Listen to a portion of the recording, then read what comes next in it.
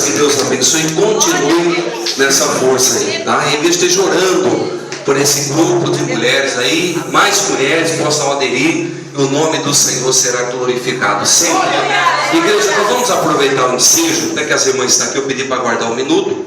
Nosso pastor presidente, ele amanhã está aniversariando, e como a gente não vai poder estar lá, a gente vai deixar aqui uma homenagem, né, desejar um feliz aniversário, né? Então nós vamos tentar passar isso através de uma mensagem, tá? Vídeo, uma gravação, tá? Então toda a igreja vai desejar um feliz aniversário.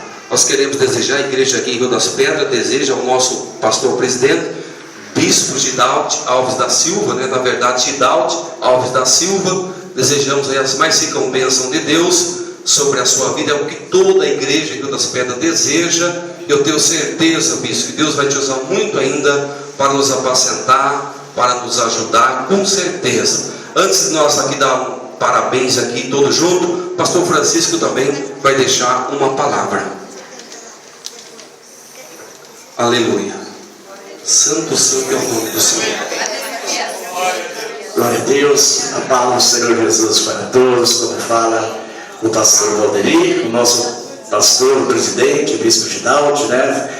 Amanhã completando mais um ano de vida, juntamente com a sua esposa, a pastora Flávia.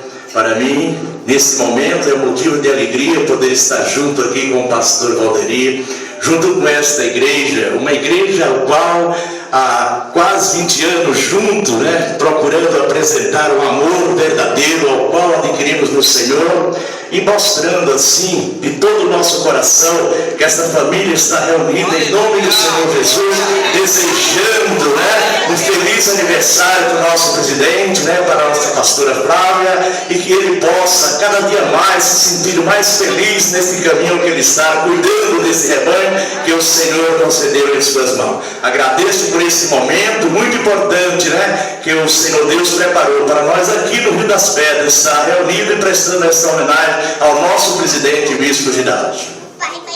Todos juntos vamos dizer assim: feliz aniversário, Bispo Gidaldi. Bem forte agora. Feliz aniversário, Bispo Gidaldi. As palmas do Senhor.